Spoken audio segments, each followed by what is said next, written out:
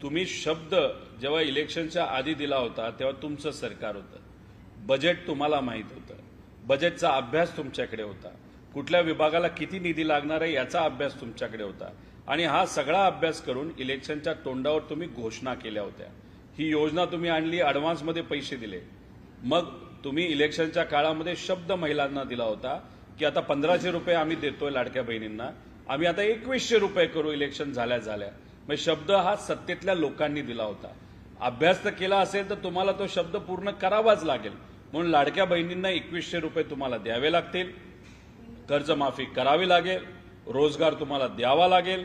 एकनाथ शिंदे साहेबांच्या नावाने ज्या कुठल्या योजना होत्या जे आज देवेंद्र फडणवीस साहेबांचं सरकार बंद करत चाललेलं आहे, जसं की आनंदाचा सीधा, या सगळ्या योजना तुम्हाला चालू ठेवाव्याच लागतील, कारण का याच्यावर तुम्ही मतं मागितलेली आहेत।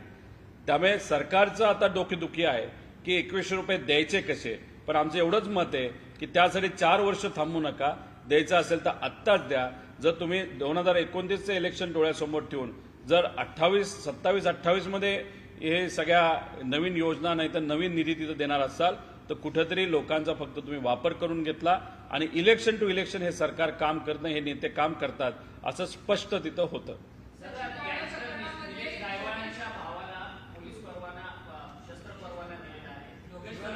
योगेश कदम यांनी खरंतर हा शस्त्र परवान्याच्या संपूर्ण प्रस्तावावरती मंजुरी दिलेली होती।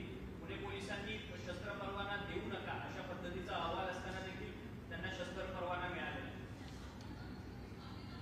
एक तुम्ही सर्वांनी समजून घेतलं पाहिजे, निलेश गायवाळ हा जो मोठा गुंड आहे ते महाराष्ट्राचे आजचे जे सभापती राम शिंदे सर यांच्या फार जवळचे आहेत। त्यांनी राम शिंदे सरांना सांगितलं असावं अशी एक चर्चा आहे आणि राम शिंदे सरांनी हे योगेश कदम यांना डायरेक्ट तरी फोन केला असावा, चर्चा केली असावी, नाहीतर होम मिनिस्टर कार्यालयामधून एक दबाव हा राज्यमंत्र्यांवर आला असावा आणि त्या अनुषंगाने सचिन गायवाळ जो मोक्यात सुद्धा अडकला होता पूर्वी असं आम्हाला समजतंय, त्याला तिथं बंदुकीचा परवाना दिला गेला।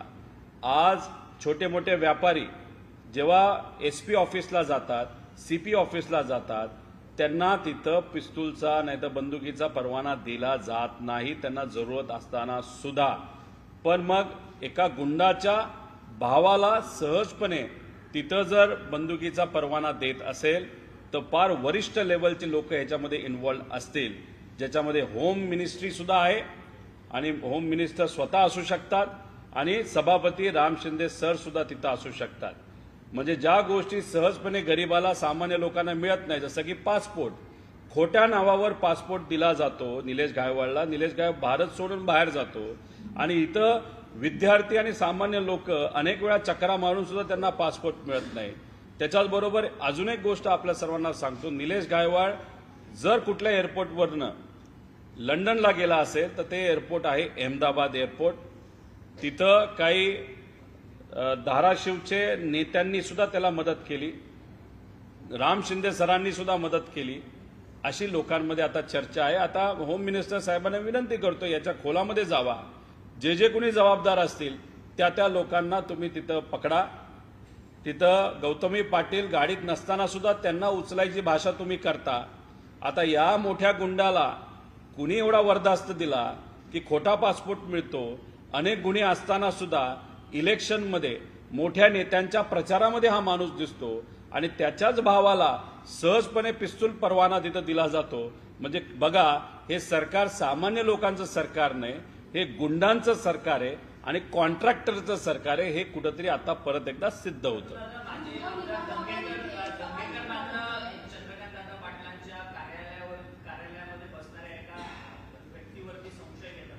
समीर पाटील याचे गँगस्टर निलेश गायवाळशी संबंध आहेत आणि समीर पाटील याच्याकडे 100 कोटींची प्रॉपर्टी कुठून आली असा देखील सवाल माजी आमदार धंगेकर विचारताना पाहायला मिळतात। धंगेकर हे आता सत्ताधारी पक्षाचे आमदार आहेत। समीर पाटील जे आहेत, जे काय आम्हाला कळालेलं आहे ते चंद्रकांत दादा पाटील साहेब यांच्या ऑफिसमध्ये असतात आणि हे स्वतः समीर पाटील जे आहेत ते निलेश गायवाळचे फार निकटवर्गीय आहेत, त्यांचे फोटो आहेत, बऱ्याच काही संभाषणाच्या क्लिप आहेत असं आम्हाला कळतं आणि अनेक वेळा जेव्हा निलेश गायवाळ अडचणीत आला तेव्हा समीर पाटलांनी त्यांना मदत केली अशी सुद्धा चर्चा लोकांमध्ये आहे.